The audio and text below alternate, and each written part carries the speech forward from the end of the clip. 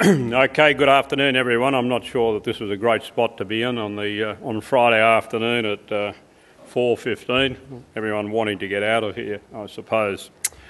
I guess I've delivered, many speeches over the years about infrastructure and the like, and there's very much a common theme that runs through it all. And I think I should congratulate IPA on organising the conference and discussing the issues. And we need to discuss the issues and ventilate the issues, but we need to progress the issues. And time again, we just talk about the same old issues over and over again. And I guess I've been around long enough to ventilate some of those issues. A common theme with infrastructure is leadership and commitment. A commitment to do the things. And Nick Greiner was here earlier. I saw him sleek out the back door. I'm not sure he sleeked out there before I got on. But if you go back to when Nick Greiner was Premier here, the M4 was out there, and people recall the transport out around Parramatta was completely chaotic.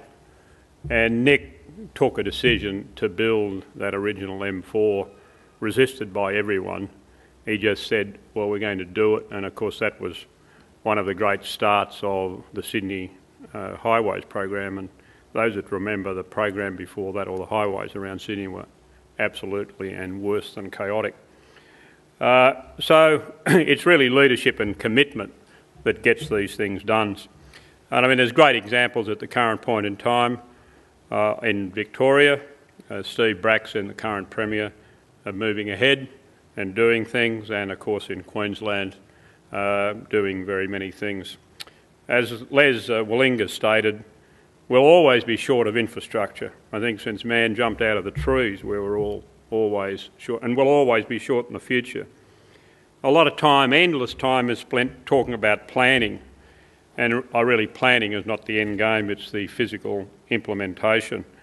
And I mean, there's many examples here in New South Wales where it's just inconceivable why we can't progress things such as a stored value card as they have in Hong Kong.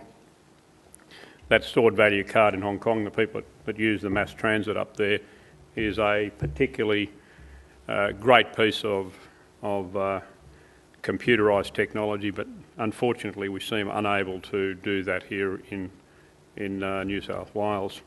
So if I can just move through my speech. When I spoke at the last conference in 2007, we were focusing on unlocking Australia's potential when the economy was running at near full capacity.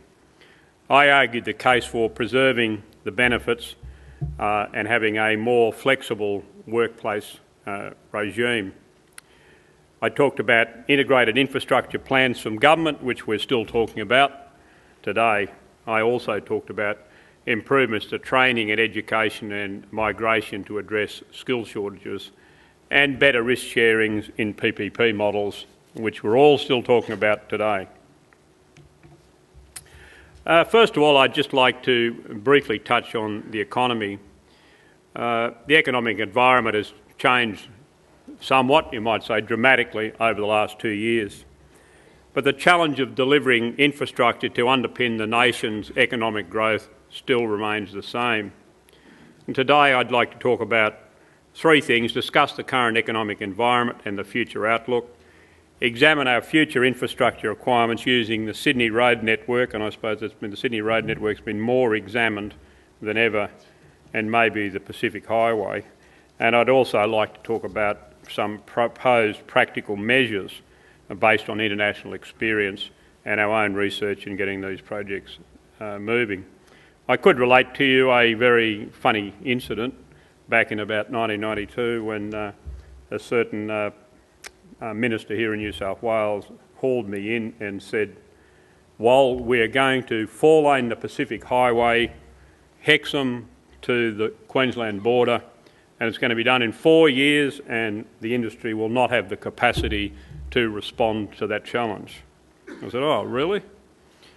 And then he moved on. I said, "Well, what's that?" He said, "Oh, that's about 800 kilometres of dual carriage, four-lane highway, and the industry will never be able to do it." He said, "Oh, by the way, how much is it going to cost?" I said, "Absolutely no idea." And here we are nearly 20 years later, and we still haven't done it. Talking about the current economic environment, I just want to really go through this to sort of put things in the context of where we are. They talk about this current downturn as being the most serious in 60 years, and it's difficult to predict the speed of recovery, both from a liquidity viewpoint, funding viewpoint and the like. But the downturn really needs to be put in the context of the history and where we're going, and I certainly believe that the best years are ahead. And as many times I've commented, there's an old saying that you shouldn't be too heavily influenced by recent events, and that's an easy thing to say, but if someone's beat you up as you leave the hotel and you're lying in the gutter, saying, don't worry, you'll get over it. But we will get over this flat spot and we will move forward.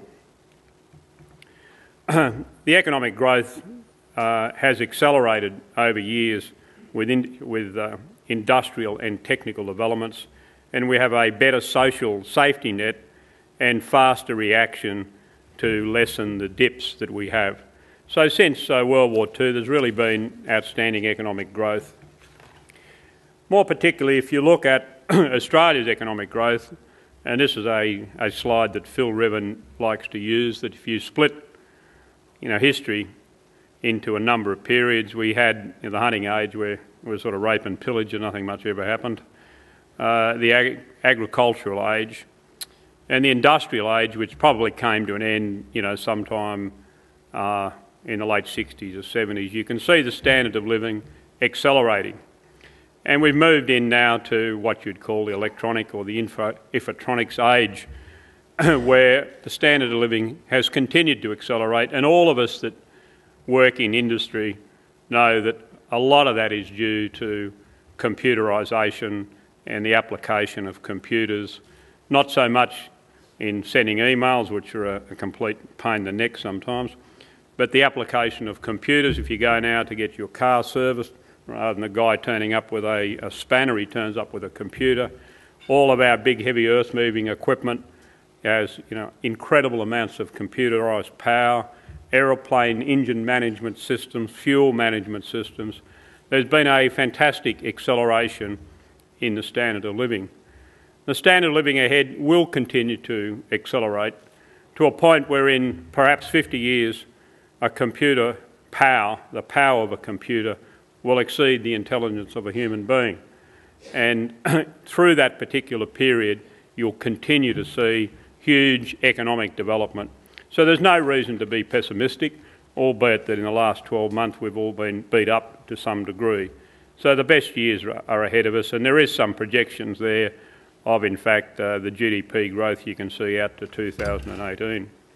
Australian standard of living has continued to increase over the period, and of course I suppose there's a feeling around that this is the worst economic downturn in 60 years, but you really wouldn't know it if you went to the restaurants around the place. There's lots of restaurants are full, people are still continuing to have a great time. And if you look at what our parents went through, we really don't know that we're alive.